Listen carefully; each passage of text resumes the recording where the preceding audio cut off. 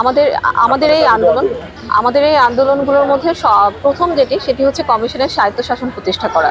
কমিশনের স্বায়ত্তশাসনই পারবে আমাদের বিজ্ঞানের যে আধুনিক যে চিকিৎসা ব্যবস্থা, আমরা পরমাণু শক্তি কমিশনের আন্ডারে নিউক্লিয়ার মেডিসিন সেন্টারগুলো, আপনারা জানবেন যে বাংলাদেশে সরকারি স্থাপনায় মোট 23 নিউক্লিয়ার মেডিসিন সার্ভিস সেন্টার চালু রয়েছে। তার মধ্যে প্রত্যেকটি সরকারি মেডিকেল কলেজগুলোর সাথে 22টি নিউক্লিয়ার মেডিসিন সেন্টার আছে, institute of nuclear medicine and alert science.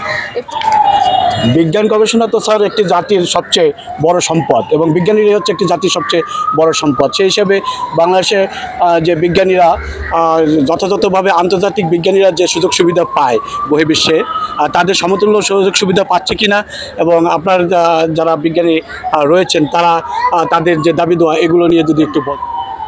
আচ্ছা, ধন্যবাদ আপনাকে এবং আমার সহকর্মীবৃন্দ সবাইকে শুভেচ্ছা।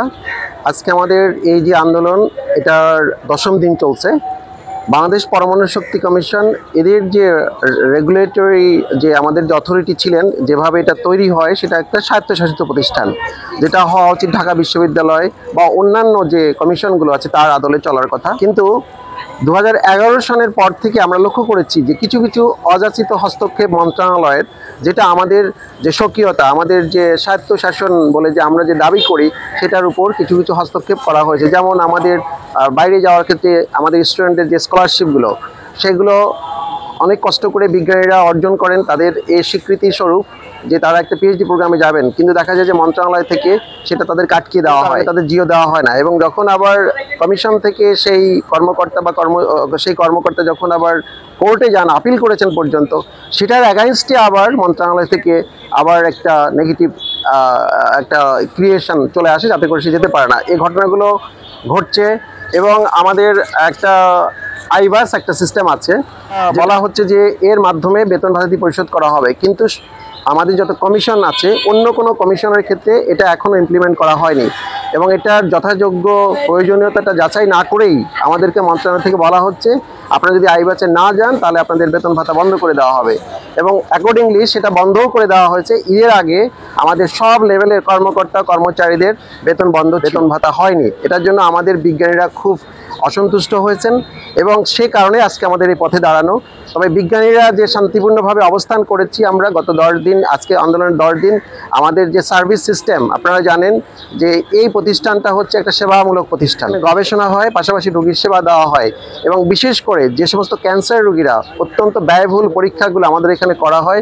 তুলনামূলকভাবে চিন্তা করলে বাইরে কোনো একটা পরীক্ষা 60,000 বা 70,000, এখানে সেটা 30,000 টাকা হচ্ছে।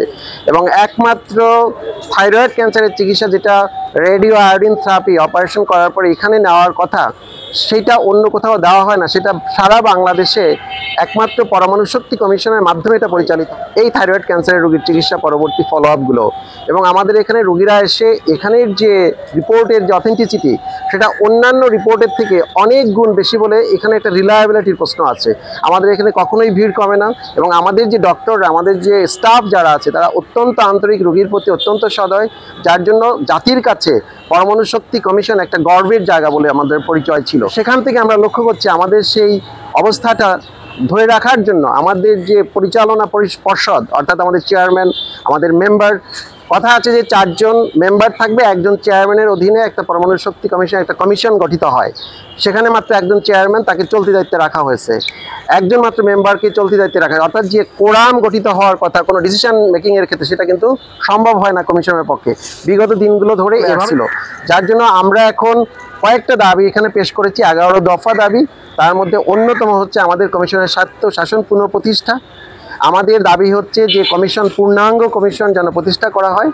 এবং আমাদের যে এই যে আইবাস সিস্টেমে যাওয়ার কথা বলে এটার উপযোগিতা যাচাই না করে আমাদেরকে বাধ্য করা, এবং বেতন বন্ধ রাখার মতো যে একটা মন্ত্রণালয়, যে একটা আমাদের উপর যে একটা চাপ সৃষ্টি করা, আমরা কখনোই সরকারের বিপক্ষে না। আমরা বলেছি যে ওটার উপযোগিতা যাচাই করে আমরা যাব যদি যেতে হয়। অন্যান্য কমিশনরা তারা যে যায়নি, এখনো কেন যায়নি?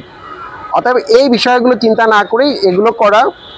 পাশাপাশি যে জিওগুলো আগে কমিশন থেকেই হতো, অর্থাৎ বিদেশে যাওয়ার শিক্ষা ছুটির বিষয়াদিগুলো, এটা আমাদের কমিশনের মাধ্যমেই হতো। কিন্তু এখন যখন মন্ত্রণালয়ে গেল, দেখা যাচ্ছে তাদের যে কাজের যে রিফ্লেকশন, সেটা থেকে আমরা বুঝতে পারছি না যে আমরা সেফ। অর্থাৎ আমরা কষ্ট করে একটা স্কলারশিপ অর্জন করেছে আমাদের কোনো বিজ্ঞানী, দেখা যাচ্ছে যে তারা সেটা আবার অ্যাভেল করতে পারলো না। এর জন্য আমাদের বিদেশের কাছে একটা নেগেটিভ ইম্প্যাক্ট হয়। যেমন আমিও বিদেশে পিএইচডি করেছি, প্রশ্ন আসে, অনেকে প্রশ্ন করে থাকেন, সাংবাদিকদের মধ্যেও প্রশ্ন আসে যে আপনারা দেশে বিদেশে পিএইচডি করে অনেকে দেশে ফিরে না। আমি তো পিএইচডি করেছি জাপান থেকে, আমি তো দেশে এসে কাজ করছি, এবং আমাদের এখানে যারা আছে অনেকেরই পোস্ট গ্রাজুয়েশন করা, এবং বিভিন্ন সব মন্ত্রণালয় থেকে বলা হয় পিএইচডি করার কি প্রয়োজন, এটা দেশেই তো করা যায়। তাহলে এটা তো কোনো সুন্দর প্রশ্ন হলো না। আমি দেশ থেকে বাইরে গিয়ে শিখে তো দেশের জন্যই কাজ করার জন্য আমি ফিরে আসি, অত্যন্ত এফিসিয়েন্ট সার্ভিসটা এখানে দেওয়ার সুযোগ আছে দেখে। তা সেই জন্য আমি মনে করি যে আমাদের যে 11 দফা দাবি, আপনি সাংবাদিক হিসাবে আপনাকে আমি আপিল করব যে আমাদের এই দাবিগুলো যেন সুন্দরভাবে উপস্থাপিত হয়।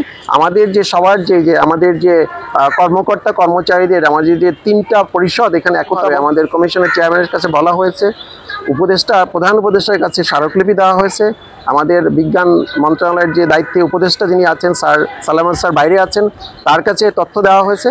এবং আগামী বৃহস্পতিবারের মধ্যে যদি ফলপ্রসূ কোনো আলোচনা না হয়, মন্ত্রণালয় থেকে যদি সুন্দরভাবে এটার একটা সমাধান বের করে আনার কোনো পদক্ষেপ নেওয়া না হয়, তাহলে আমরা রবিবার থেকে হয়তোবা আমাদের কঠোর কর্মসূচি দিতে হতে পারে।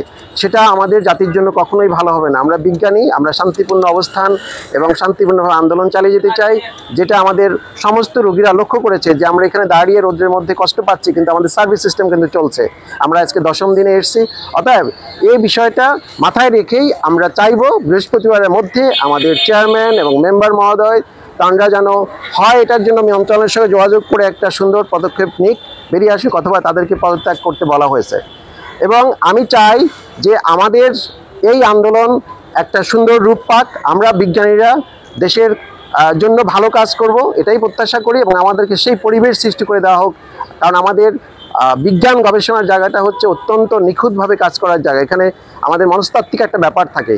তা সেই জন্য আমি চাইবো আপনার মাধ্যমে মেসেজটা দিতে সবাইকে, দেশবাসীকে, যে আমাদের এই আন্দোলনে যেন কোনো রকম প্রতিবন্ধকতা সৃষ্টি করা না হয়। আমরা সরকারের বিরুদ্ধে না, আমরা অবশ্যই বাংলাদেশের সমস্ত ভালো কর্মকাণ্ডগুলোর সঙ্গে আমরা আছি।